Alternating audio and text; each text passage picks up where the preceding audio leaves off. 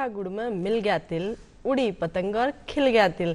हाँ जी हाँ, मैं समझ रही हाँ, आज था का भी सबका चेहरा खिलोड़ा है, क्योंकि आज है दिन मकर संक्रांत को और सुहारे हो गयो है। सुबह सुहारे धीरे धीरे कोहरा की चादर छटती जा रही है और अब सब गड़ा आसमान का नहीं देखता जा रहा है। कद आसमान साफ हुए, डागड़ा छता पर चढ़ा और उड़ावा पतंगार बोय काटे बोय मारा का हेला पाड़ा। हाँ तो मैं समझ गया थोड़ी देर में पूरा आसमान रंगीन होबा वालो है। तो ये पूरा रंगीन आसमान के तरह स्वागत करा हाँ सगड़ा को कार्यक्रम अलबेलो राजस्थान में। और कार्यक्रम में था के सागे मैं हूँ पूनम कंवर और हमारे सागे है मैं हूँ राजेश जांगिड। आप सभी का अलबेलो राजस्थान कार्यक्रम में बहुत बहुत स्वागत करता हूँ। पूनम जी, आज मकर संक्रांति है और आज महापर्व है और सुबह से ही लोग धर्म क्रम में जुट जाते हैं और साथ ही साथ रेवड़ी गजा खाते हैं और दिन भर पतंगबाजी करते हैं।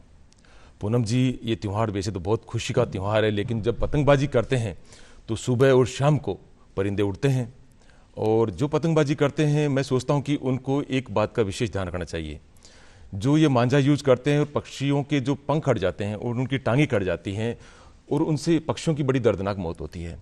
और पिछले कुछ दिनों में तो ये भी देखने को मिला है कि जो ये चाइनीज़ मांझा है उससे इंसानों की गर्दन कट जाती है और गर्दन कटने से वो घायल हो जाते हैं और कभी कभी तो उनकी मृत्यु तक हो जाती है।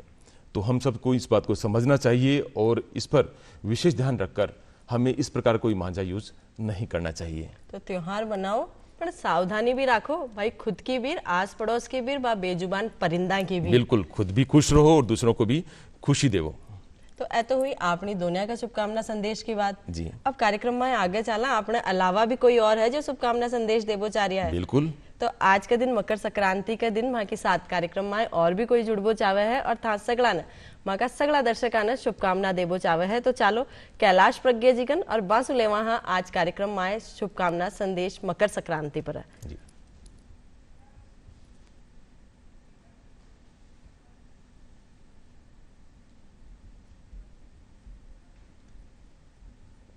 इस सभी दर्शकों को मकर संक्रांति के पावन पर्व की बहुत बहुत शुभकामनाएं।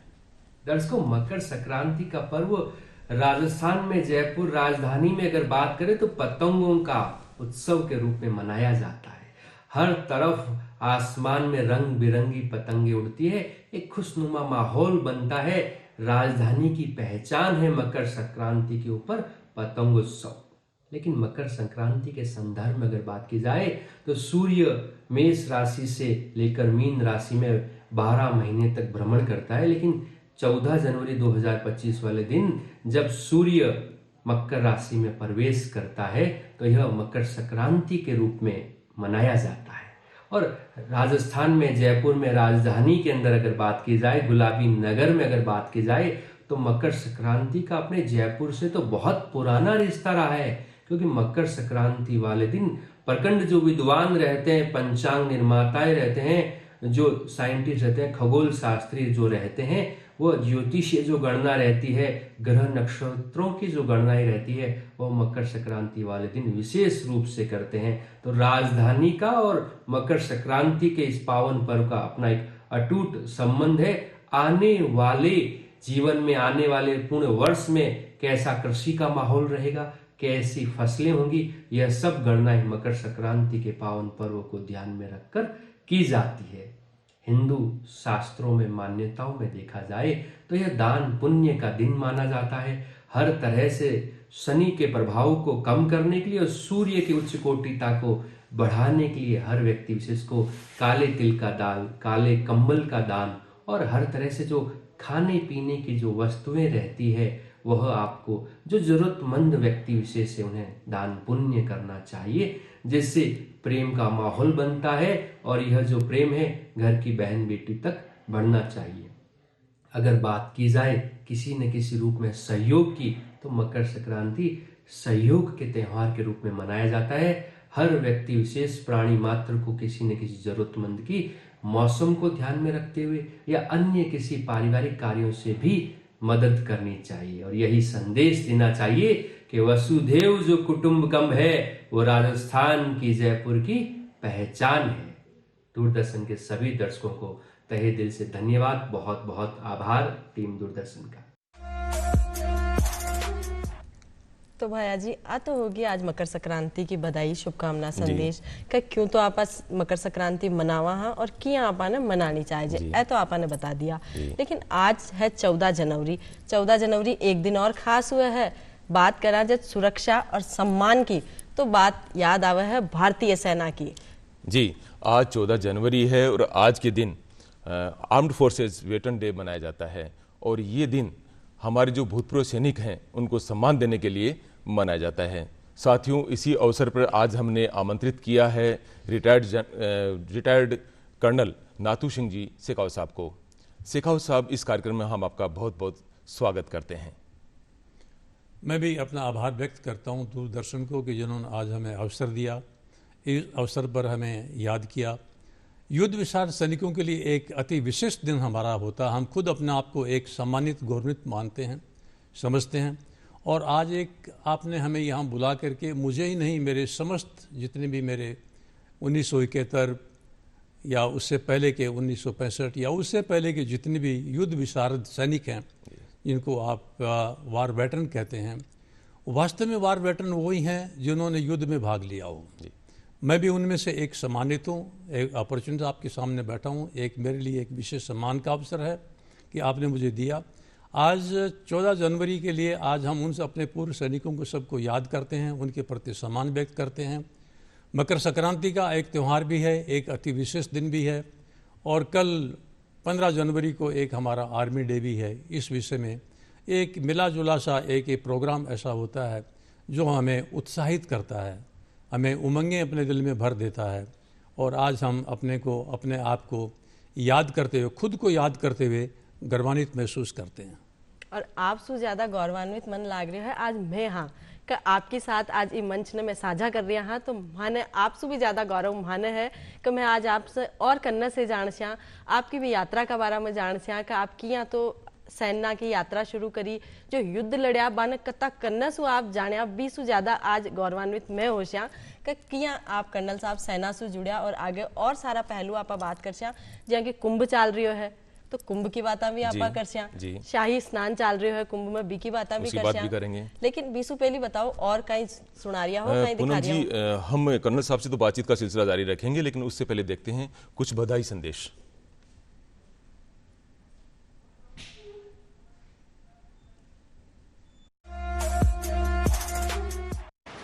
वेटरन्स डे 2025 के उपलक्ष्य में आर्मी, नेवी और एयरफोर्स के सभी वेटरन्स और उनके परिवारों को बधाई और शुभकामनाएं। आप सब ने अपनी नौकरी के दौरान जोश और जज्बे के साथ देश सेवा की। उम्मीद करता हूं कि आने वाले दिनों में आप अपना जज्बा और सेहत बनाए रखेंगे। बीकानेर फोर्सेस के विजय बैटरी और इंडियन आर्मी के 41 फील्ड रेजिमेंट के कर्नल रवि पांडे की तरफ से आप सबको जय हिंद, करणी माता की जय। 14 जनवरी 2025 के वेटरन्स डे पर सभी वेटरन्स को शुभकामनाएं एवं मुबारकबाद। आप सबने अपने सर्विस के दौरान इस देश के लिए हमेशा तत्परता से जागरूक रहे हैं और अपना कार्य बखूबी निभाया है। अब आप रिटायर्ड हैं, अब आप अपने स्वास्थ्य का ध्यान रखें और देश सेवा में वैसे ही योगदान करते रहें। वेटरन्स डे पर मैं major general Subhash Chandra Pareek, army medical corps से जय हिंद। तो देश का बस सैन्य दिग्गजन को माँ को भी घणो सम्मान और माँ को भी घणो आदर। और अब आप जा चाला नाथू सिंह जी कन और बस वो जाना कि वो जो दिन है आज को वो कत्सू तो शुरू हुयो किया शुरू हुयो एक और इतिहास कहीं रियो। देखिए, आज के दिन के लिए अगर मैं मान के चलूं, कुंभ के विषय में अगर मान के चलें और मकर संक्रांति के विषय मान के चलें, तो सबसे पहले तो मैं मकर संक्रांति का जिक्र करना चाहूँगा। मकर संक्रांति एक प्राकृतिक त्यौहार है, प्राकृतिक ऊर्जा का त्यौहार है, जिसमें प्रकृति अपनी ऊर्जा को एक तरफ से शिफ्ट कर रही है एक तरफ से, और वो आज का प्रथम दिन है जब हमारी प्रकृति की ऊर्जा शिफ्ट होती है।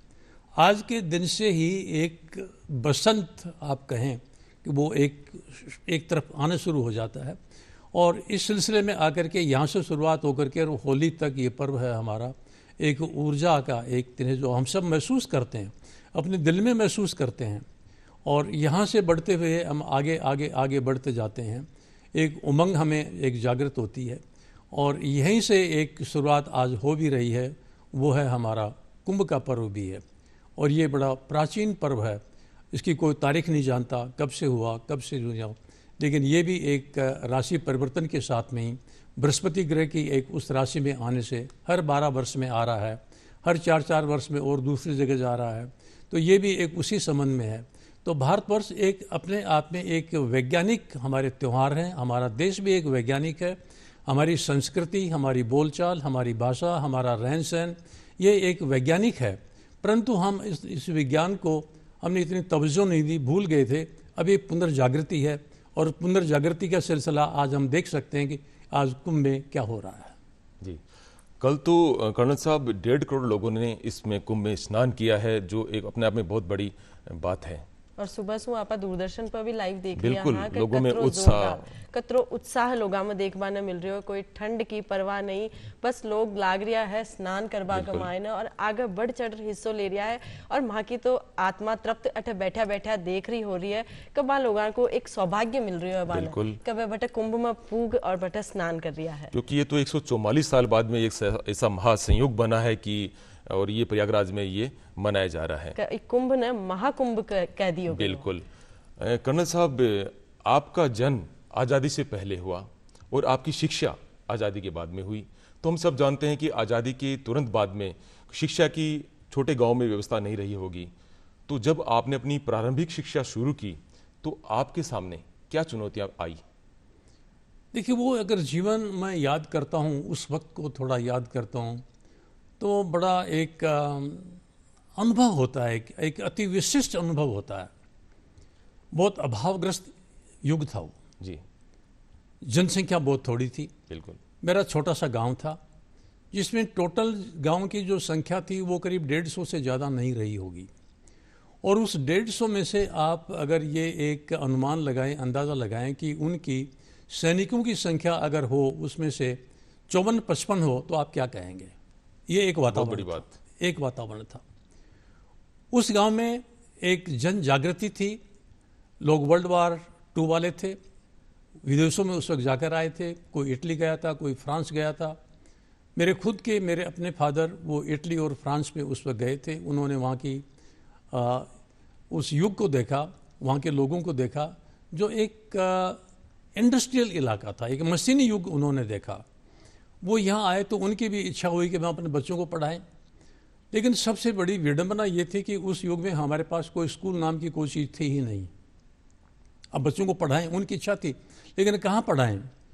एक शिक्षित व्यक्ति होते थे, मंदिर के पुजारी गणपतलाल जी जोशी, जो विद्वान आदमी थे, उनको जिम्मा सौंपा लगा कि पंडित जी महाराज आप इन बच्चों को पढ़ाओ। तो हम 5 बच्चे मंदिर में जाते थे पढ़ने के लिए। हमारे पास बैठने के लिए कच्ची ज़मीन, नीम की छाया में हम बैठते थे। ना हमारे पास कोई स्लेट थी, ना हमारे पास कागज था, ना पेंसिल थी, कुछ नहीं था हमारे पास में। ज़मीन को हाथ से साफ कर दे और उसके ऊपर पंडित जी या हमें लिखाते कि आकृति बनाते कि ऐसे लिखो। हमें आकृति आती नहीं थी, तो पंडित जी अपने गले पर यहाँ हाथ रखते, कभी ऊपर कहते कि ये देखो, ये औष्टव्य, ये तालव्य, ये दांतव्य। तो वो हमें अच्छा लगता था कि देखो ये क्या बोल रहे हैं, और वो गले पर हाथ रखकर बोलते थे, कंठ पर हाथ रखकर बोलते थे, तो हमें अच्छा लगता था, हम भी उनकी नकल करते थे। उस नकल को उन्होंने कहा कि साहब आप इसको ज़मीन पर लिखो, हम ज़मीन पर लिखते थे। बस वहीं से हमारी शिक्षा का एक आरंभ है। और टोटल आपको जानकर एक बड़ा अचंभा होगा, अचरज होगा एक प्रकार का, कि टोटल हम 5 बच्चे थे। उन 5 बच्चों में मेरा एक राजपूत प्रधान एक गांव था, उसमें से 3 हम राजपूत थे। एक उसमें से जिसको अपने कहे दलित आज के जो लोग कहते हैं, एक उनमें से वो था, और एक उनमें से एक कुंभकार का बच्चा था। 5 बच्चे थे, 5 हम साथ रहते थे, 5 करते थे, उसी मंदिर में रहते थे, वहीं पढ़ते थे। तो आज जो एक लोगों ने एक बताया कि साहब देखिए साहब बड़ा भेदभाव हो रहा था, ऐसा हो रहा था, लेकिन मैंने भेदभाव देखा नहीं। ये मेरी प्रारंभिक जो मेरी अपनी जानकारी है, अगर भेदभाव होता तो वो वहाँ क्यों होता, सही बात है। दलित क्यों होता, उस मंदिर में क्यों जाता। लेकिन मैं सोचता हूँ कि ये लोगों ने एक समाज को एक दो भागों में करने के लिए ही लोगों ने क्या किया, इसके ऊपर थोप दिया गया, ऐसा था नहीं। तो मेरी शिक्षा शुरू होती है वो वहाँ से होती है। शिक्षा थी हमारी होती है हिंदी से होती है और गणित से होती है। तो गणित का भी उन्होंने हमें एक पहाड़ा सिखाते थे, गिनती सिखाते थे। तो सबसे पहले उन्होंने जो हमें सिखाया, हम वर्णमाला थी वो हम सीख गए। तो मेरे पिता ने मेरे से पूछा कि आप और तो कोई तकलीफ मुझे नहीं है, लेकिन मुझे ये बारखड़ी नहीं आती, क्या बारखड़ी होती मुझे नहीं आती। तो उन्होंने बोला ये भी कोई समस्या की बात है, देखिए तूने मात्राएं सीखी हैं, इस मात्रा को हर एक अक्षर पर लगा दो, वो बारखड़ी बन गई। तो मैंने उस वक्त मेरे हाथ में स्लेट आ गई थी, पत्थर की स्लेट हुआ करती थी, जो कि राजस्थान में स्लेटी पत्थर की बनी होती थी, उसके ऊपर हम लिखते थे और मैंने लिख करके दिखा दी। फिर उन्होंने कहा कि देख यही अक्षर नाम में आते हैं। तो मैंने अपने पूरे परिवार के सबके नाम लिखा करके उनको दिखा दिए, तो उनको बड़ी प्रसन्नता हुई और वो उस स्लेट को लेकर के इतने उत्साहित थे। तो वो लेकर के पंडित जी के पास गए कि देखिए पंडित जी महाराज अभी 10-15 दिन से बच्चे को पढ़ते हुए नहीं, नाम भी लिखने लग गया। तो ये हमारा शिक्षा का उस वक्त स्तर था कि शिक्षा का इतना अभाव था कि आसपास के कहीं कहीं कोसों तक कोई स्कूल नहीं हुआ करती थी। जो हमारी शिक्षा थी, सभी गांव में शिक्षा थी, वो मंदिर के द्वारा ही थी। मंदिर ही हमारी शिक्षा का एक शैक्षणिक का, माता सरस्वती का जो वास्तव में जो स्थान था वो वही था। तो कुल मिलाकर जुनून वो बठों ही शुरू हो गयो। बिल्कुल। आज सारी सुख सुविधा वहाँ मिला तो भी पढ़ाई का भी स्तर पर आपा कोनी पूछ सका। लेकिन कर्नल साहब बताया कि बाकी स्लेट भी शुरुआत में जमीन ही, बैठवा की जगह भी जमीन ही, सगली चीजा की जमीन से ही शुरुआत करी तो वे आखिरी तक जमीन से जुड़े रहा। जी, हमने तो ये फिल्मों में देखा है कि पुराने जमाने में कैसा क्या होता था, लोग कैसे पढ़ते थे, लेकिन कर्नल साहब तो हमारे सामने जीवंत उदाहरण है इस चीज़ का कि आज़ादी के बाद में इन्होंने किस तरह से चुनौतियों का सामना किया और आगे बढ़े और आगे चलकर एक अच्छी पोस्ट से रिटायर भी हुए। कर्नल साहब, आपके जीवन परिचय में हमने पढ़ा कि आपकी पहली नौकरी डीएफओ के रूप में आपकी पोस्टिंग हुई, तो इसके पीछे क्या कहानी है? देखिए, पढ़ने लिखने के मामले में ठीक ठाक था। जब थोड़ा बड़ा होने लगा तो शिक्षा का स्तर भी बढ़ने लगा। सबसे पहले मेरी अंग्रेजी में रुचि जागृत हुई और गांव में फौजियों की चिट्ठियां आती थी तो उनके ऊपर जो पता लिखा होता था वो अंग्रेजी में लिखा होता था। तो मैंने सबसे पहले एक चिट्ठी उठाई और मैंने मेरे काकू साहब से प्रश्न किया कि ये जो नाम अंग्रेजी में लिखा है इसमें मात्रा कहाँ पर है, मात्रा, क्योंकि मेरी रुचि तो मात्राओं से थी कि मात्रा कहाँ पर है। तो उन्होंने कहा कि बेटे इससे मात्रा नहीं होती, जो शब्द हैं वही मात्रा होते हैं। तो मेरी बात समझ में नहीं आई, ये क्या कह रहे हैं। उन्होंने मुझे समझाया तो मैंने अपने आप में ABCD सीखना शुरू किया। जब मैं तीसरी चौथी क्लास में था तभी मैंने ABCD सीखना शुरू कर दिया था और अंग्रेजी जानने में भी इच्छा होती थी। उसके बाद थोड़ा आगे बढ़ने लगे। पढ़ने के लिए मेरे को अभी पंडित जी की जो मंदिर वाली शिक्षा थी वो तो प्रारंभिक थी, वो तो ख़त्म हो गई। उन्होंने पढ़ने के लिए मेरे को एक जसरापुर नाम का एक गांव है जो 3 कोस दूर है। उस 3 कोस में जब मैं मेरे गांव से जाता था तो 1 कोस की खड़ी चढ़ाई है, डूंगर के साथ साथ में ऊंचे ऊंचे टीले हैं, तो हवा से प्रकृति से हजारों वर्ष से वो टीले बन गए, चढ़ते थे। भीड़ था, जंगली जानवर थे उसके अंदर। तो हम बच्चे एक जगह नाले पर रुक जाते थे कि भाई कोई साथ हो तो हम ये भीड़ को पार करें क्योंकि जंगली जानवर हैं। फिर भी कई बार हम एक समूह में एक पार करते थे, पहुँचते थे। तो पढ़ने के लिए फिर मैंने मेरी 8वीं क्लास वहाँ से पास की। उस 8वीं क्लास में अच्छे मैथमेटिक्स में तो मेरे 100% नंबर थे, गणित में मेरे 70 नंबर थे। अभी कहाँ भेजें, तो मेरे माता पिता ने मेरे को, बड़ी मुश्किल का ज़माना था, फिर भी उन्होंने पिलानी भेजा पढ़ने के लिए। पिलानी उस युग में बहुत खर्चीला था। तो पिलानी के लिए जब मैं गया तो वहाँ पर मैं एक ऐसे वातावरण में गया कि मैं अपने आप को एडजस्ट नहीं हो पाया। मैं एक देहाती छात्र था और वहाँ पर शहरों के छात्र भी थे, बिरला स्कूल में आ रहे थे, दूसरे छात्र भी थे। मुझे कुछ छात्र ऐसे मिले कि जो कि पाकिस्तान से आए थे, जिनका घरवार परिवार सब लुट चुका था। तो देखिए, ये हमें इस पर सराहना करनी चाहिए कि बिरला जी ने उस वक्त 50 गिनती के छात्र ले रखे थे, जिनका कपड़ा वो देते थे, जिनका खाना वो देते थे, जिनका रहने सहने का बंदोबस्त वो करते थे, और वो हमारे साथ रहते थे, हॉस्टल में रहते थे। तो वहाँ पर मैट्रिक में 1963 में मैंने मैट्रिक किया, तो मुझे पता नहीं था, मैं उस मैट्रिक में प्रथम आया था। बिरला जी ने मुझे प्रोत्साहन के हेतु 25 रुपये स्कॉलरशिप दी, तो मेरे लिए बहुत बड़ी रकम थी जी। और मैंने मेरी माँ से कहा कि माँ तू मेरे को पैसे मत भेजा कर, मेरे को 25 रुपये मिलते। और ये मेरे लिए एक अति प्रसन्नता का दिन था। बिल्कुल। तो ये हमारा एक प्रारंभिक शिक्षा का मैंने बताया, ये तो बात हो गई, शिक्षा की बात हो गई। अभी इसी शिक्षा के बाद में उस वक्त जो पढ़ाई लिखाई का एक समय था वो था 10+1 हुआ करता था, 10+2 नहीं था। 10+1 में किया, वो भी एक अच्छा एक स्तर मैंने प्राप्त किया। कई सब्जेक्ट में तो मुझे डिस्टिंक्शन मिला था। फिर मैं मेरे फादर से, मेरे पिताश्री से मिलने के लिए, जो सर सिल्क लिमिटेड के सिक्योरिटी के मैनेजर थे आंध्र प्रदेश में, कागज नगर एक जगह है आंध्र प्रदेश में, आदिलाबाद डिस्ट्रिक्ट में, मैं उनसे मिलने गया था। तो बड़ी रुचि रहती थी और बड़ा अच्छा युग था। तो वहाँ पर उनके एक मित्र थे महबूब खान, जो यहाँ अमृतसर के यहाँ पे हैं, लेकिन वो हैदराबाद में शिफ्ट हो गए थे। नवाब थे वो, बड़ा ऊंचा उनका स्तर था उनका। और उन्होंने मेरे पिताश्री से कहा कि भाई ये बच्चा होनहार है, क्यों नहीं तो इसको फॉरेस्ट में भेज देता है। तो कहते यार फॉरेस्ट को कहाँ भेजें, इसको कहाँ कौन करेगा। कहता नहीं, एक परीक्षा हो रही हैदराबाद में, वो कहाँ रहेगा, क्या करेगा। कह रहने की तो फिक्र मत कर, मेरी हवेली में रहेगा। मेरे को भेज दिया गया, फार्म भर दिया गया था पहले ही, मैंने परीक्षा दी, हवेली में रहा। तो नवाब साहब की एक बग्गी आती थी, वो मेरे को परीक्षा केंद्र में छोड़ने गई, वहीं से मेरे को लेकर आई। एक दिन का कोई 2 घंटे का टेस्ट रहा होगा। तो उस टेस्ट में क्या था कि अधिकतर छोटे छोटे गणित के क्वेश्चन थे। जैसे कि मैं एक एग्जाम्पल, एक उदाहरण दूंगा आपको कि साहब एक आदमी यहाँ खड़ा है, वो 10 किलोमीटर नॉर्थ में चलता है, फिर वहाँ से वो ईस्ट में चलता है, तो इस वक्त उसकी पोजीशन कहाँ पर होगी। ये ट्रायंगल वाला से एक बनता है। तो गणित में मैं अच्छा था और 100% नंबर लिया हुआ था, तो वो मैंने बैठे बैठे मैं ऐसे ही कर दिया करता था। तो उसे आंध्र प्रदेश की उस परीक्षा में, डीएफओ की परीक्षा में, मैं 4थे नंबर पर मेरिट में आया था। उस वक्त आईएफएस नहीं था, फॉरेस्ट सर्विस नहीं थी। तो आंध्रा में मुझे उन्होंने, मंचिरियाल एक जगह है, वहाँ पर उन्होंने मेरे को अपॉइंटमेंट दिया डीएफओ का, डिस्ट्रिक्ट फॉरेस्ट ऑफिसर। उस वक्त मेरी उम्र थी 18 साढ़े 18 साल मेरी उम्र थी, कुछ जानता भी नहीं था। लेकिन इतनी उम्र में अच्छी नौकरी मिलना, साथ में फैसिलिटी मिलना, एक मैंने बड़ा एक अच्छा लगता था। तो वहाँ से फिर मैं फॉरेस्ट में चला गया, फॉरेस्ट में नौकरी की, थोड़े दिन वहाँ पर नौकरी की। उसके बाद मैंने वो छोड़ दी। मैंने अब छोड़ना इतना क्यों छोड़ा, एक मन में ये था कि मैं फौज में जाऊँगा, और मैंने घर वालों को नहीं बताया। जब मैं वापस नहीं गया तो उन्होंने कहा कि तेरी छुट्टी ख़त्म हो गई तो जाता क्यों नहीं है।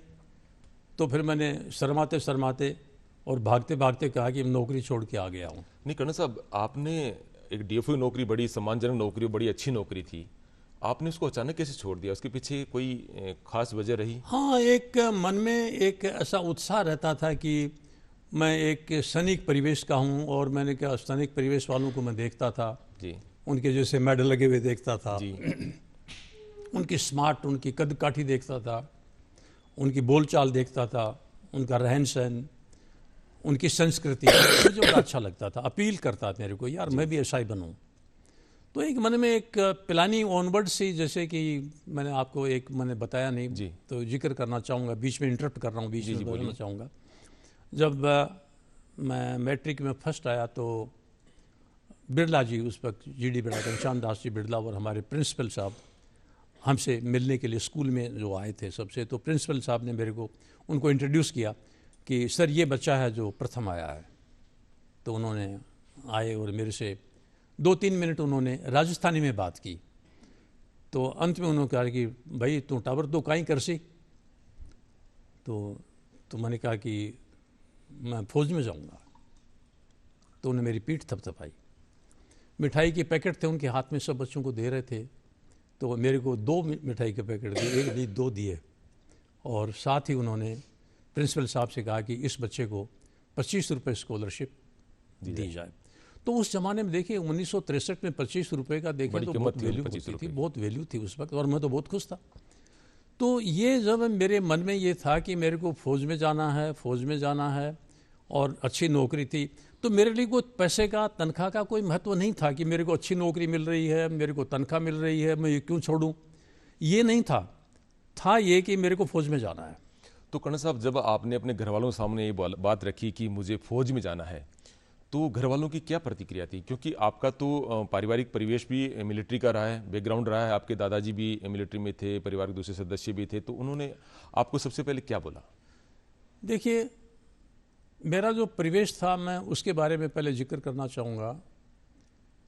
सन 1834 में झुंझुनू में मेजर फॉरेस्टर ने एक शेखावाटी ब्रिगेड खड़ा किया था जी। आज भी उसकी स्मृतियाँ हैं। और वो लोग लड़ने गए तो उस शेखावाटी ब्रिगेड में मेरे अपने पूर्वज थे, वो बड़ी मात्रा में थे। लड़ने गए, बाहर आए, तो वहाँ से सिलसिला हमारा ब्रिटिश आर्मी का शुरू होता है। उससे पहले हमारी अपनी आर्मी थी, जो भी उनकी रही होगी थी, उनकी कैवलरी थी, घोड़े थे उनके थे, उन लड़ाइयाँ लड़ी। तो वहाँ से जब मैं ये देख रहा हूँ कि मेरे को फौज में जाना है, एक लगन लगी हुई है, और मैं फॉरेस्ट की नौकरी छोड़ के आ गया, तो घर वालों का एक विचार था कि भाई अच्छी तनख्वाह वाली नौकरी है, वो एक पैसे की दृष्टि से देख रहे थे। लेकिन मैं उससे एक इनकम की दृष्टि से नहीं देख रहा था, एम्प्लॉयमेंट की दृष्टि से नहीं देख रहा था। मैं देख रहा था कि मेरे को फौज में जाना है। एक मन में एक लगन थी कि मैं वहाँ जाऊँगा, वहाँ नौकरी करूँगा। तो उन्होंने एक अच्छा नहीं माना, उन्होंने डंडे से तो मेरी पिटाई की नहीं, अच्छा, लेकिन और उन्होंने कमी छोड़ी नहीं। और उन्होंने अंत में, मेरे फादर ने मेरे से कहा, तेरा डोर देखोगे, तेरे जैसा ही अफसर बना कर रहेंगे, एक अच्छी नौकरी छोड़ के आएगा और तू दूसरी के कदम फौज में जाऊँ, मैं अफसर बनूंगा, कि तेरा डोर देखोगे तो फौज बनेगो, तो एक नौकरी छोड़ के आ गए, मान तो कौन लागे तू अफसर बन जाएगो। ये उन्होंने मेरे को कह करके एक कहें कि भर्त्सना की थी जी। लेकिन मैं अपनी बात पर अड़ग था कि मैं जाऊंगा, कि आपको बनना है। कर्नल साहब, आप सैन्य जीवन में आने के बाद में आपके सामने सबसे बड़ी चुनौतियां क्या थी? और इसके साथ साथ में अब आप जो लड़ाइयाँ लड़ी बाने भी मैं और कन्ना सु जानबो चावला, क्योंकि मान तो वे किताबा में ही पढ़वा न मिला है, क्योंकि सुनवान तो मिला को नहीं। तो मैं बात भी आपसे जानबो चावला, बाकी आप जब लड़ाइया के दौरान बटे रिया तो वह किया लड़या, कहीं रियो बटे को वातावरण? ये एक बड़ा ही रुचिकर सवाल है। तो सबसे पहले मैं आपके प्रश्न का उत्तर देना चाहूँगा। ट्रेनिंग की जो डिफिकल्टी थी उनका बाद में दूंगा, पहले आपका उत्तर दूंगा। देखने में आज हम बात करते हैं, एडवेंचर की बात करते हैं, पिक्चरों में देखते हैं, और किताबों में, जैसे आपने कहा, मैगजीन में देखते हैं, फ़ोटो देखते हैं, बड़ा अच्छा लगता है कि देखिए साहब ये ऐसा है। लेकिन एक दुर्दांत अनुभव है ये। मैं सोचता हूँ कि उस परिस्थिति में जो रहते हैं, लड़ते हैं, उनकी परिस्थिति तो आप खुद रह कर के ही महसूस कर सकते हैं। लेकिन फिर भी मैं कोशिश करूंगा कि मैं आपको उन शब्दों को आपको महसूस कराऊं, उन परिस्थितियों को आपको महसूस कराऊं। देखिए, सबसे पहले जब आप लड़ाई के मैदान में होते हैं तो वो ही आदमी वहाँ पर रह सकता है जिसका कि बहुत वो उसके प्रति समर्पित हो, उद्देश्य के प्रति अपना समर्पित हो। उनको ये भी मालूम है कि भाई मेरे से पहले भी मेरे बुजुर्ग थे, वो भी शहीद हुए हैं, क्या वो आदमी नहीं थे? वो भी थे। आज मैं भी उनकी जगह अगर खड़ा हो गया हूँ तब अपना पिछला याद आता है कि भाई फादर ने कहा था कि मत जा, क्योंकि वो भी एक सैनिक थे, वर्ल्ड वार 2 देख चुके थे। माँ भी कहती तू मत जा, देखिए फिर भी मैं जा रहा हूँ। लेकिन वो उनकी कही हुई बात आज याद आ रही है कि तू कहाँ कर खड़ा हो गया है। तो एक इमोशंस जागृत होते हैं। ऐसा कोई सैनिक नहीं है, और सैनिक तो बहुत ही इमोशनल होता है, तो इमोशन तो जागृत होते हैं। लेकिन उस वक्त एक ही होता है, अगर तू लड़ेगा तो जिंदा रहेगा जी। अगर तू लड़ेगा, पहले मारेगा तो जिंदा रहेगा, अगर तू डर गया तो मर गया। तो डर वहाँ से निकल जाता है। और उसके बाद तो एक ऐसा नहीं होता कि मैं ऐसा होगा, ये ऐसा होगा, मैं मर जाऊंगा, वो तो निश्चित है। लेकिन ऐसी परिस्थिति में होने के उपरांत भी आप लड़ रहे हैं, तो वो जो अनुभव है वो तो अच्छा नहीं है। जब शेलिंग होती है आपके ऊपर, आरटी की शेलिंग होती है, धरती हिलती है, धरती हिलती है। आप अगर लेटे हुए हैं तो आपके छाती के नीचे से लगता है जो धरती जैसे खिसक गई है। आपके ऊपर से जब एक फायरिंग हो रही है, जब सनसनाहट होता है कि ऊपर से एक अलग एक ध्वनि हो रही है आपके ऊपर से, आपको पता नहीं वो ध्वनि, आप खड़े होंगे तो आपको कहाँ से आप चिर जाएंगे, कहाँ से क्या लग जाएगी। आपका एक साथी आपके साथ अभी भी लेटा हुआ है, आपके साथ है, आपके साथ वो साथी, अरे वो तो नहीं है, आप उसको उठाते हैं, पट्टी बांधते हैं, इलाज कर लिए, आगे भेजते हैं, तो एक अलग ही एक अनुभव है। तो घर वाले तो उस वक्त याद आते ही नहीं है, सही मानो तो जी। ये तो हो गई एक लड़ाई की बात, संक्षिप्त मैंने आपको बताया। मेरे साथ ऐसे कई अनुभव हुए हैं इस प्रकार के। अभी रही ट्रेनिंग की बात। ट्रेनिंग के लिए इस वक्त दो परिस्थितियां काम आती हैं। एक तो उसकी शारीरिक सुदृढ़ता, टफनेस, फिजिकल टफनेस, और दूसरी आती है कि उसका एक मानसिक उसका कि हाँ मेरे को करना है। जब हम इंडियन मिलिट्री एकेडमी में जाते हैं तो दोनों परिस्थितियाँ हमारे सामने होती हैं। कई डायरेक्ट एंट्री से आते हैं बच्चे, तो उनको तो कभी देखा ही नहीं है। कुछ एनडीए से आते हैं, कुछ आर्मी कैडेट कॉलेज से आते हैं, वो सब थोड़ा बहुत उनकी ट्रेनिंग हो चुकी है, लेकिन यहाँ आते हैं तो उनका फिजिकल और मानसिक ट्रेनिंग बहुत ही टफ होता है। इतना टफ होता है कि मेरे वक्त में तो नहीं था, लेकिन मैं कई बार मैं बाद में जो मैं सीनियर ऑफिसर एक आगे बना देखा मैंने, और मैं आईएमए में भी रहा, उसके आसपास में रहा, तो देखा कि कई कैडेट तो छोड़ के चले जाते, बीच में चले जाते थे, वो सहन नहीं कर पाते थे। तो ये है इतना। तो एक ही साथ एक जी आप टाइप परिवार टफ की है जो वो। बात कर रहा हो, तो परिवार में भी आज कोई और आगे वाली पीढ़ी भी सेना में जावा में रुचि दिखा रही है? देखिए, मेरे ग्रेट ग्रैंडफादर वो भी आर्मी में थे, मेरे उनसे पहले भी आर्मी में थे, मेरे फादर भी आर्मी में थे, उनके भाई भी आर्मी में थे, उनके कजिन्स थे वो भी आर्मी में थे। अभी मेरे दादो साहब की संतान में से हम 19 आदमी आर्मी में हैं। वाह। मेरा बेटा वो खुद कर्नल है इस वक्त। तो हमारे लिए तो एक प्रकार की ये क्या है, एक जज्बा है एक हमारे लिए। आपका तो कदम मने लगा है डगमगाया होसी कोनी भी के दौरान, लड़ाई नहीं के कभी दौरान, कौन डगवायो। वो परिवार में सब लोग अगर मिलिट्री में थे तो बिल्कुल हो ही नहीं सकता मतलब ये। टाबर देखियो ही आई है शुरू। दूसरी बात यह है कि वर्तमान में इस वक्त जब मैं रिटायर हो चुका, तो सर्विस के दौरान में मैंने एक साइकोलॉजी का विषय मैंने पढ़ा मैंने, और उस विषय में मैंने आर्मर्ड फोर्सेस की साइकोलॉजी मैंने पढ़ी। आर्मर्ड फोर्सेस की मैंने इसलिए पढ़ी कि मैंने देखा कि भाई युद्ध के मैदान में लोग कैसे बर्ताव करते हैं। मेरा एक अलग था, लेकिन दूसरे लोग कैसे बर्ताव करते हैं, पहले उनका कुछ कहना और होता है, युद्ध के मैदान में चले जाते हैं तो उनका कुछ एक रवैया, एक बर्ताव कुछ अलग होता है। तो मैं उस बर्ताव को एक देखना चाहता है कि एक मानवीय भावनाएं क्या होती हैं, उसके लिए मैंने ये एक विषय को आगे लेकर गया, ये पढ़ा मैंने। और उस विषय को जब मैं आगे लेकर जा रहा हूँ, देख रहा हूँ, तो एक बड़ा एक अचंभा सा होता है कि साहब, और परिवार में लागू करता हूँ तो परिवार में आज भी लोग देखे, अभी गांव में इस वक्त मेरा गांव एक सैनिक प्रधान गांव है। आज मेरे गांव की जो जनसंख्या है वो करीब 3300 है, वोटर संख्या 3300 है। उसमें से आप आधी स्त्रियां निकाल दें, 1600-1700 स्त्रियों का लगा लें, अभी उनमें से 800 आप हैं, वो बच्चे 800 पुरुष लगा लें, उनमें से जो वर्तमान में हैं वो लगभग, मैंने गिनती नहीं की है, लेकिन 800 उसमें से सैनिक आज हैं उस गांव में। झुंझुनू डिस्ट्रिक्ट का, भारत में झुंझुनू डिस्ट्रिक्ट एक ऐसा है जो सर्वप्रथम सैनिकों की दृष्टि से इंटेंस है, उसकी डेंसिटी सैनिकों सबसे ज़्यादा है, और उसमें से मेरा गांव है जो सबसे ज़्यादा है।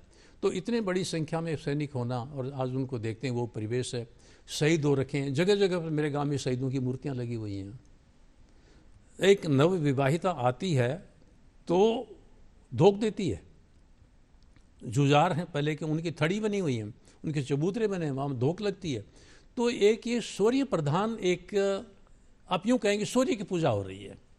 तो सूर्य की पूजा आज भी हो रही है, और उस सूर्य की पूजा में जो एक नवयुवक देख रहा है, एक जो आज फौज में गया नहीं है, तो वो उसको नहीं देख रहा है, वो जानता है कि देखो यहाँ पर मूर्ति लगी है, यहाँ पर तू भी खड़ा हो सकता है, तेरी भी खड़ी हो सकती है, लेकिन फिर भी फौज में जा रहा है। एक जज्बा है। बिल्कुल। तो वो जज्बो तो आप बताया आपका गांव को है, लेकिन आपा और 12 का जज्बा की बात करा कि जो नया युवक है जो सेना में जाबो चाह रहा है, लेकिन खटे न खटे फिर भी मन में मैं आपको बिल्कुल बता रहा दीपा ही हूँ, मत ले जाबो चाह रही। बता रहा हूँ कि जब मैं रिटायर होकर के, सेवानिवृत्त होकर के यहाँ पर आ गया और मैं साइकोलॉजिस्ट भी था। तो मुझे पता नहीं था कि मैं साइकोलॉजिस्ट हूँ या मैं इतना पढ़ा, ऐसा कुछ है, क्योंकि मैंने कभी उसका परीक्षण नहीं किया था। तो मैंने कुछ बच्चों पर, जो मेरे पर एक समाज के लोगों ने कहा कि साहब आप इन बच्चों को तैयार करा दो, आप इनके लिए अच्छा है, ये फौज में जाएं। तो एक ओंकार सिंह जी बाबरा वयोवृद्ध थे, पुराने थे, उनकी अभी डेथ हो चुकी है, वो IAS अधिकारी थे। उन्होंने मेरे से कहा कि करण साहब आप इन बच्चों को फौज में जाने के लिए तैयार करें। तो उनका इशारा था कि मैं उनको जवानों के लिए करूं। तो मैंने कहा हुक्म, जवानों के लिए तो मैं शायद ना कर पाऊं, परंतु हाँ इनको ऑफिसर बनाने के लिए मैं कर सकता हूं। तो उनको बड़ा प्रसन्नता हुई और उन्होंने कहा कि आप करो। तो मैंने आज से करीब 14-15 वर्ष पहले मैंने शुरू किया था, और मैं घर घर जा कर के उन लोगों को पकड़ के लाया, उन बच्चों को कि आओ मैं तुम्हें पढ़ाऊंगा, सेना के लिए तैयार करूंगा। वो आए, उनको तैयार किया, और आज आपको जानकर एक अचंभा होगा कि मैं उनको पढ़ाता हूं। मेरे शिष्यों में से, जिनमें से 316 बच्चे ऑफिसर बन चुके हैं, और उनमें से कई ऐसे हैं जो रॉ अधिकारी भी हैं, NIA में भी चले गए, दूसरी जगहों में भी गए हैं, और कुछ एक तो एडवेंचर वाले थे, जो मेरी जो एडवेंचर की जो माउंटेनियर हूँ मैं, तो उनकी बात सुनता हूँ। तो उनमें से एक लड़की दीपिका राठौड़, वो मेरी शिष्या है, वो 2 बार माउंट एवरेस्ट जा चुकी है, और दूसरे बच्चे भी हैं। तो बच्चे प्रोत्साहित होते हैं, और मैं उनको कहता हूँ कि भाई तुम जाओ, मैं उनको सारी बात बताता हूँ। मैं ये नहीं कहता है कि फौज बहुत अच्छी है, लेकिन ये कहता हूँ देखो फौज में ये मुश्किलें हैं, ये मुश्किलें आपको आएंगी, ट्रेनिंग में भी आएंगी, बाद में भी आएंगी, क्या आप तैयार हो? क्या आपने देश के प्रति ये जज्बा है? तो कहते हाँ है। तो मैं कहता जाओ, और वो जा रहे हैं। पूनम जी, ये तो होगी सैन्य जीवन के बारे में बातें। अब कुछ हम कर्नल साहब से उनकी हॉबीज के बारे में भी बात कर लें। बिल्कुल। तो कर्नल साहब, आपकी क्या हॉबीज रही और आपने जीवन में आपने कितनी पूरी करी उनको? देखिए, हॉबी नाम की ऐसे कोई, मैं एक हॉबी मान के चलूँ तो ऐसे मेरी हॉबी वो प्राकृतिक थी जी। जैसे कि मैं राइडिंग की बात करूं, तो जिस माहौल में मैं रहा तो वहाँ तो घोड़े की और ऊँट की सवारी हमारे लिए वो ही थी। माँ भी अगर मान लो अपने गांव से अपने पीर जा रही है तो उसकी गोद में मैं बैठा हूँ और वो भी ऊँट से जा रही है, या बहली होती थी जिसको बैल खींचते थे, आज की मारुति उसको कह सकते हो, उस पर जा रही है, या घोड़े पर जा रहे हैं, या मैं घोड़े पर जा रहा हूँ। एक स्कूल में थे, एक बच्चा था, उनका नाम बहादुर सिंह था, वो अपनी घोड़ी पर बैठ करके स्कूल में जाता था। कई बार मैं भी उसके साथ बैठ के जाता था, भगाते भी थे, काठी नहीं होती थी उसके ऊपर लगी होती, वो नहीं होती थी, ऐसे बिना उसके चल जाते थे। तो एक राइडिंग मेरी एक हॉबी वहीं से मेरी बन गई, वो मेरी प्राकृतिक थी। अरे हॉबी जो नाम है तो आज आया है, पहले तो ऐसे अगली चीजें दिनचर्या में ही शामिल है। दिनचर्या में शामिल है, और दिनचर्या में शामिल है कोई मानता ही कोई है कि इतना टफ काम कर रहे हो, कोई एडवेंचर मानता ही कोई नहीं। फिर शूटिंग थी, तो उस वक्त गांव के परिवेश में सैनिक परिवेश था, तो उसमें से लोग शिकार के लिए भी जाते थे, शिकार भी बहुत था, और मैं छोटा बच्चा था तो मैं कहता था कि देखता था कि भाई आपने शिकार कैसे किया। मेरे काकू साथे मेरे पिताजी थे, वो जाते थे, तो मुझे भी सीखना था कि बताओ। तो छोटी सी एक टोपीदार बंदूक होती थी, वो उसको भर करके उसे ग्वार के दाने डाल करके दे दिया करते थे, सामने को कागज़ रख दिया या कोई टारगेट रख दिया, कहते थे इसको शूट करो, तो मैं करता था। तो नतीजा ये हुआ कि 1967 में एक ARA की टीम थी, आर्मी राइफल एसोसिएशन की, पूरी इंडियन आर्मी का एक टीम बनती थी। उस वक्त मैं EME में था, रडार मैकेनिक था, अप्रेंटिस था, टेक्निकल अप्रेंटिस था। मैं इलेक्ट्रॉनिक्स का डिप्लोमा कर रहा था उस वक्त। तो मैं भी उसमें से, लोगों ने छांट लिया मेरे को, ये अच्छा शूटर है, इसको ले लिया, और मैं शूटिंग में, राइफल शूटिंग में मैं फर्स्ट आया था उस वक्त। तो शूटिंग भी मेरी हॉबी थी, राइडिंग मेरी हॉबी थी, ये दो तो मेरी हॉबी पक्की थी। ठीक है, माउंटेनियरिंग के नाते पास में जो अरावली के डूंगर हैं उन पर हम चढ़ा करते थे बेर खाने के लिए, झाड़ियों की बेर खाने के लिए तो इस प्रकार से एक माउंटेनियरिंग था, ऊपर चढ़ना, पेड़ों पर चढ़ना, पेड़ों पर खेलना, झुरनी रंग का खेलना, पेड़ों के ऊपर से कूदना, यही हमारा एक गेम भी था, खेल भी था, और ये हमारी रुचियाँ भी एक हॉबी थी। वो प्राकृतिक वातावरण से पैदा हुई। जी ना, आज आप हॉबी को नाम दे दिया। कर्नल साहब, एक बात तो पूछना बहुत आवश्यक आपसे कि आप इस उम्र में भी इतने ऊर्जावान दिखते हैं, इतने फिट हैं, तो उसके पीछे क्या रहस्य है? देखिए, वैसे फौज के जब बात करते हैं तो लोग यूं सोचते हैं कि फौजी आदमी तो दारूड़ा होगा, दारू पीता होगा और इसकी ऐसी आदतें होंगी। नहीं, फौज का जीवन है बड़ा संयत जीवन है। मैं एक आपको इससे पहले एक उदाहरण देना चाहूँगा। माउंटेनियरिंग गए तो तेंजिंग मेरे डायरेक्टर थे और एक एक्सपेडिशन में थे हम। तो तेंजिंग हमें रोज़ाना 1 पैक ब्रांडी का देते थे। तो एक हिप फ्लास्क होता था जो हम कोट की जेब में रखते थे, तो मैं उसमें डलवा लिया करता था। एक दिन वो हिप फ्लास्क ओवरफ्लो कर गया और ब्रांडी नीचे गिरी। तो तेंजिंग ने मेरे से कहा कि Shekhawat, you don't drink? I said कि सर आई डोंट ड्रिंक। तो उन्होंने अपना फ्लास्क निकाला। ये sir I also don't drink, you have my flask. आप इतना दिन डर रही है के पास हूँ, लेकिन पता पड़े होगा बेबी भी आन का ही है, वो भी सोई है। तो वो फ्लास्क आज ही मेरे पास में सुवनीर के तौर पर रखा हुआ है। उन पर वो तिब्बतन भाषा के उनके ऊपर वो मांडने मंडे हुए हैं, वो है उनका। तो मेरे जीवन का सबसे पहले रास्ता ये था, तो मैंने कभी दारू नहीं पी। उसी एक्सपेडिशन में 22,000 फीट की चल रहे थे, तो हम रोप में थे, रस्से में बंधे हुए थे। तो मेरे पीछे, ठीक मेरे पीछे तेंजिंग थे, मैं उनके आगे था। तो मैंने मास्क नहीं लगा रखा था, जो ऑक्सीजन का मास्क होता है वो मेरे नाक पर नहीं था। तो तेंजिंग ने आगे आकर के मेरे पीठ पर ऐसे टपटपाया। तो मैंने पूछा उनसे हाँफते हाँफते, और उन्होंने मास्क निकाल करके अपना हटा करके मेरे से कहा कि तेरा मास्क कहाँ पर है? तो मैंने हाँफते हाँफते उनके बोला कि sir I want to test my lungs. तो उन्होंने एक शब्द बोला, एक सेंटेंस बोला कि अपने आप पर एक्सपेरिमेंट मत करो। और आप यकीन करें, मैं कोई 5-7 कदम चला था कि मैं गिर गया था। मेरे ठीक आगे जब मैं गिर गया, तो क्योंकि रस्से में थे, एक साथ चल रहे थे, तो एक माउंट एवरेस्ट का सर पर चढ़ा हुआ, मेरा इंस्ट्रक्टर भी था, हमारा पहले रहा था, गोम्बू था। मैंने एक फ़ोटो थी, उसमें उसका लिखा भी गोम्बू, छोटे से कद का था, यंग था। गोम्बू आया और उसने मेरे मास्क मेरे पर लगाया, मेरा मास्क मेरे पर लगाया और खोला, तो मैं खड़ा हो गया था। तो सबसे पहले तो ये था कि मैंने दारू नहीं पी। दूसरा, मैंने स्मोकिंग नहीं की। मैं आज नहीं स्मोकिंग नहीं करता हूँ।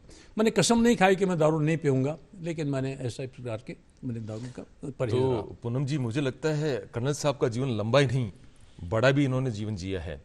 अब समय हो रहा है इनसे इजाज़त लेने का, क्योंकि और बातचीत के दौरान जो समझ में आई बात आ है कि फौज के दौरान नियम कायदा है, बाकी साथ ही आपने चालनो चाहिए जी। आपने कर्नल साहब बताया कि एक्सपेरिमेंट करो, पर सीख समझ सिचुएशन देख करो। बिल्कुल। तो कर्नल साहब, कार्यक्रम अब आपने समय की इजाजत को नहीं देवे कि आप और आगे बढ़ा बातचीत करा।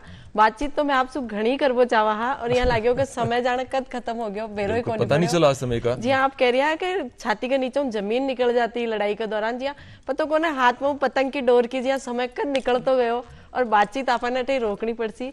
ऐसे बहुत से अनुभव हैं इस प्रकार के, उनको बताने के लिए चाहो तो कोई पुस्तक लिखी जा सकती है। बिल्कुल। फिर कदे मिल से और बातचीत कर से। कर्नल साहब, आज इस कार्यक्रम में आप पधारे, इसके लिए आपका बहुत बहुत धन्यवाद।